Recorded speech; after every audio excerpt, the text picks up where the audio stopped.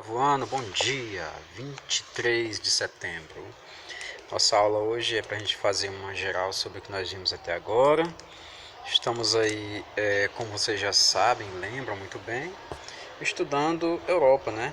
Até agora só falamos de Europa. E mais precisamente no século XIX. Nós já vimos até agora a Primavera dos Povos, né? Que foram movimentos de caráter burguês e social para criticar o Congresso de Viena, criticar o mando e desmando dos reis, enfim, né, e dos presidentes, ministros também, né? Primavera dos Povos, uma grande movimentação social, né?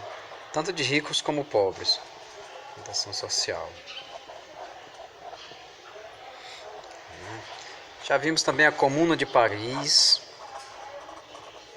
Comuna de Paris, né? E foi a primeira experiência mundial. Foi a primeira experiência mundial de governo, governo socialista. Foi uma coisa que não pegava bem pro pessoal da burguesia, né? Eles não gostaram muito dessa Comuna de Paris, até porque a essência do socialismo é exatamente pegar toda a riqueza de um país e dividir com todo mundo. E o burguês não ia deixar acontecer isso com seus bens, né? Com sua riqueza. Então era um movimento a ser combatido. E aconteceu na França, é lógico, Paris, né? E não durou muito, nem 80 dias, foi na verdade 71 dias de governo socialista na França. Mais precisamente em Paris mesmo, né? Não foi nem na França toda também não. Aí também nós vimos alguns conceitos importantes do nosso livro didático, né? Claro. Vimos aí que existia um chamado Napoleão III. Napoleão III, personagem aí, sobrinho do Napoleão Bonaparte, que deu um golpe de estado na França e tornou-se imperador, mas um imperador que não deu muito certo. Ele acabou perdendo muitas guerras, acabou metendo os pés pelas mãos, criando insatisfação com todo mundo. O pessoal acabou não gostando muito do Napoleão III, ele acabou perdendo até uma guerra contra a Prússia e sendo preso depois disso. A França foi humilhada com essa guerra contra a Prússia, né? Nós também falamos da unificação italiana, não é isso? Vou colocar uma folhinha mais limpinha para a gente ver aqui a questão da unificação italiana e aí também da unificação da Alemanha. Nós falamos das duas, não é isso? Aqui o mapa italiano aqui, que é a chamada Velha Bota. Aqui o norte, claro, né? E aqui o sul, aqui é o reino das duas Sicílias. E aqui, enfim, olha só, para relembrar um pouquinho aqui da questão da unificação italiana, vamos só fazer uma revisão rapidinha sobre ela. Pra gente entrar na atividade, que tem atividade também que eu passei para casa, né? Que a gente precisa também ter uma base para responder ela. Aqui no norte da Itália ficava o reino de Piemonte, Sardenha, né? Na parte central ficavam os, digamos assim, estados pontifícios. Estados pontifícios, mandado pelo Papa. O Papa que mandava nesses estados pontifícios. E lá no centro lá tinha a cidade de Roma, né? Bem aqui, ó, tinha Roma, né? Que cidade eterna, né? O sul aqui era mais, digamos assim, a Sicília, as duas Sicílias, que eram importantes, mas eram os reinos menos desenvolvidos, vamos dizer assim, menos desenvolvidos, né? E assim, tanto o sul como também o centro, aqui um pedacinho do centro, quem mandava na verdade não eram nem os italianos, quem mandava nessa parte aí eram os austríacos, o pessoal da Áustria, né? Os austríacos.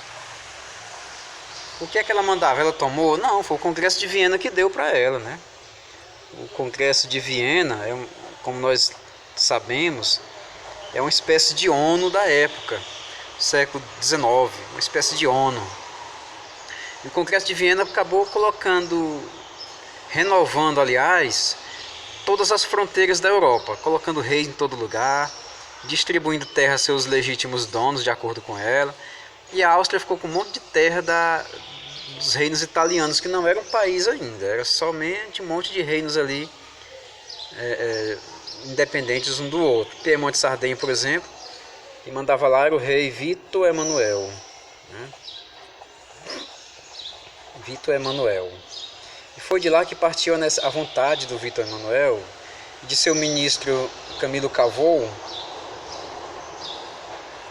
né, de unificar toda a Itália de acordo com a necessidade da alta burguesia, necessidade do próprio rei Vito Emanuel, que governava Piemonte e Sardenha. Foi de lá que partiu essa necessidade de unificação. Só que para isso tinham que lutar contra a Áustria, né? Não era fácil vencer a Áustria, não. Nessa parte central, além do Papa, tinha também o apoio da França. A França também ajudava a mandar. A França mandava soldados para aqui. Ela praticamente era dona, juntamente com a Igreja Católica, dessa parte central, que é chamada de Estados Pontifícios. Tá bom? Quem mandava mais aqui era a França, com seu exército aí. Então olha só, Piemonte e Sardenha resolveu então encarar o negócio. Vamos para cima dos caras, né? Então, Piemonte e Sardenha pegou e declarou guerra à Áustria,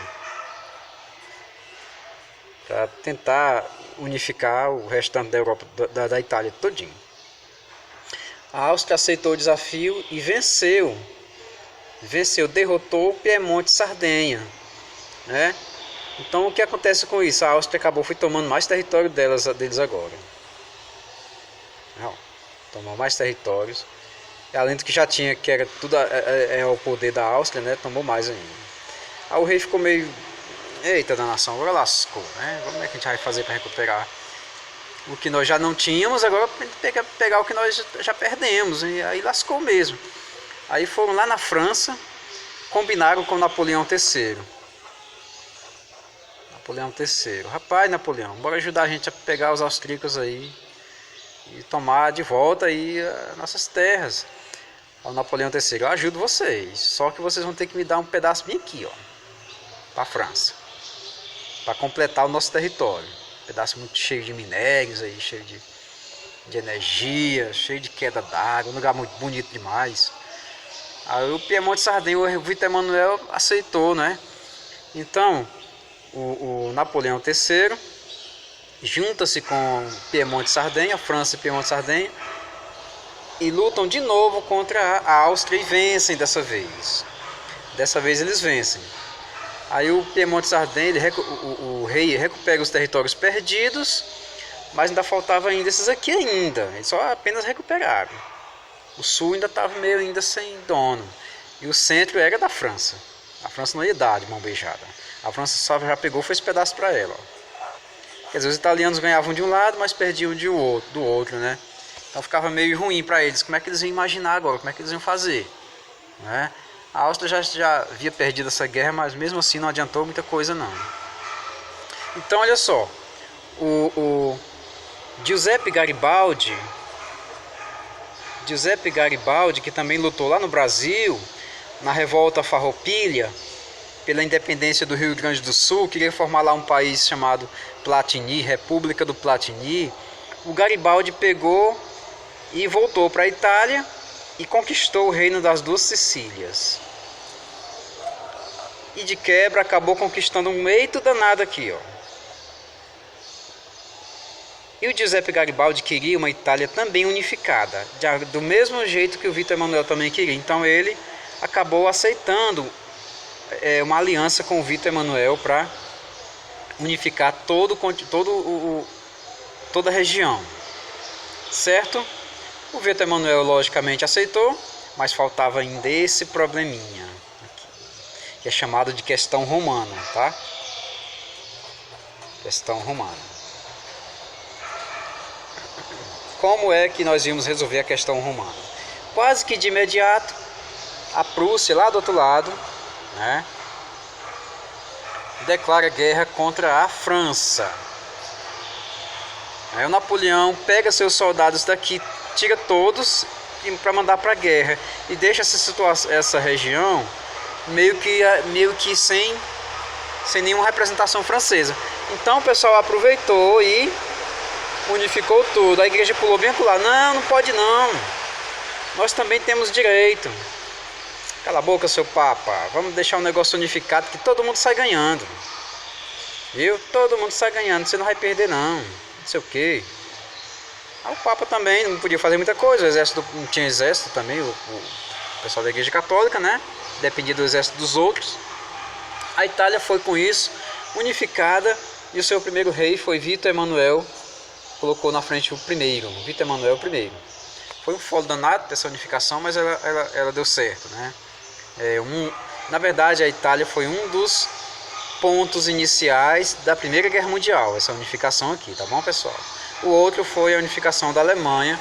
A Prússia vence a França, humilha a França, prende o imperador Napoleão III, acaba tornando-se mais forte, vence a Áustria e acaba unificando o reino chamado de Alemanha, que tem vários nomes, por sinal. Uns chamam de Alemanha, em homenagem aos alamanos que moravam naquela região. Outros chamam de Germânia. Os ingleses, por exemplo, chamam de Germânia, em homenagem aos germânicos que também moravam naquela região. E por aí vai. Tem outros nomes também que ela tem. Não cabe nós aqui ficar falando o tempo todo.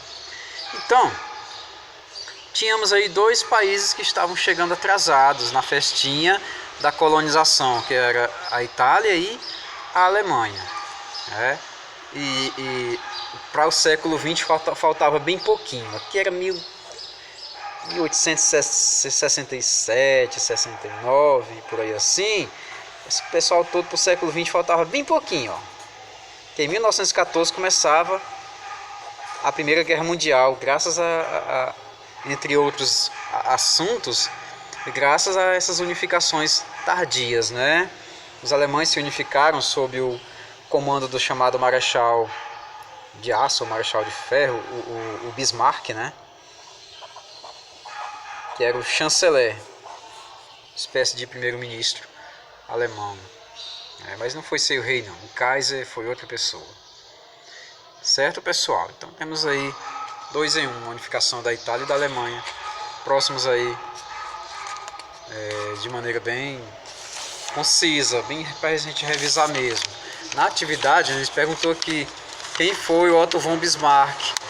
Foi o chanceler de ferro, foi o chanceler que venceu seus inimigos e foi possível a unificação da Alemanha. Viu? Assim se coloquem dessa maneira aí. Bom, no contexto da unificação da Itália, explica que foi a questão romana. A questão romana foi porque os estados pontifícios perderam seu território todinho, essa parte central, né? Para os adeptos da unificação. Você cria a sua própria resposta. Coloca do jeito que você achar melhor. Eles assim acabaram adotando Roma como capital da Itália até hoje, claro.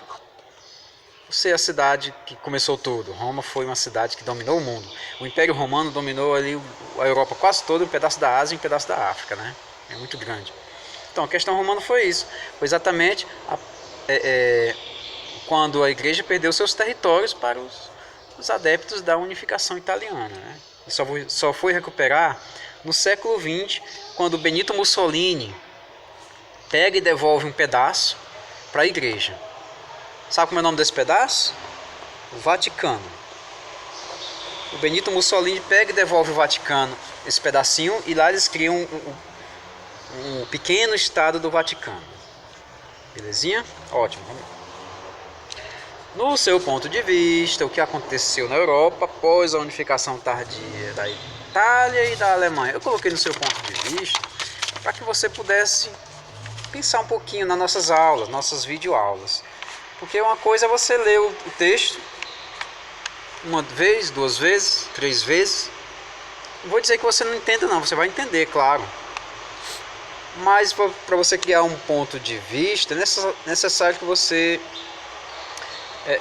visualize uma outra maneira de você estudar, né? Você vai assistir uma videoaula, que eu sei que muitos não estão nem aí para assistir, mas lembrando que a nota depende disso também. No final do ano vai ter gente aperreada, que não assiste videoaula. Cadê meus pontos? Não, você não assistiu, a gente sabe quem assiste e quem não assiste. Então, quando você assiste, você cria logo o seu ponto de vista, porque você está entendendo o assunto. Você vai aprender quando você coloca no papel, você vai escrever, aí você vai aprender o assunto, certo? Uma coisa é entender, outra coisa é criar o seu conceito e você aprender. Itália e Alemanha, logicamente, claro, que como eles chegaram atrasados na colonização, começaram a invadir terra dos outros, começaram a criar caso com outros países vizinhos. A Inglaterra não gostou, por exemplo, da Alemanha invadir, querer fazer uma estrada de ferro ligando Berlim a Bagdá. Ele queria fazer uma ferrovia ligando Berlim a Bagdá. A Inglaterra não gostou disso, então começou já os conflitos daí. Começaram aí o arranca-rabo, começou daí, né? Aí a quarta questão: quais foram as guerras travadas que possibilitaram a unificação da Alemanha? Nossa, a Alemanha lutou com a Dinamarca, venceu. A Prússia, aliás, lutou com a Dinamarca, venceu. A Prússia lutou contra a França, venceu. A Prússia lutou contra a África, venceu. Mas tudo isso graças ao Solvenheim, né? Que é aquele plano econômico que os alemães criaram, os prussianos criaram, né? Tenta ler o textinho aí, tem falando do Solvenheim também. O que foi o Solvenheim? A questão aqui, nossa próxima questão, né? O Solvenheim foi um plano econômico para unir todos os países aliados da Prússia, deixando de fora a Áustria, claro. Aproveita e pinta no mapa o mapa da Alemanha. Vai caçar o mapa da Alemanha. Ah, não sei não, qual é não, professor? Vai lá, você sabe pesquisar muita coisa que eu sei. Então você vai lá nas imagens do Google, pesquisa o mapa da Alemanha, ou vai no seu livro mesmo, que lá tem, melhor ainda no livro. Aí você vai pintar, só colorir o mapinha da Alemanha, só isso. É fácil demais. Aqui você vai colocar cidades rivais durante a unificação alemã. Tem Baviera e Worms, tem Rússia e Áustria, tem Áustria e Prússia, tem Prússia e Berlim. As cidades rivais alemãs, os reinos rivais, você também já deve saber também essa resposta. É muito simples de você responder. Só marque quais as cidades mais poderosas que estavam em guerra durante o processo de independência da Alemanha. Pessoal, essa nossa aulinha foi para dar dicas para vocês e fazer uma breve revisão sobre alguns pontos. Próxima aula nós voltamos com a Revolução Meiji no Japão. A gente vai ver que o Japão já nasceu querendo dominar o mundo também, né? Outra nação imperialista estava aparecendo, o Japão. Imagine você o tanto de confusão que isso não causou, né? Muito bem, até a próxima aula. Tenha um ótimo dia, se cuidem.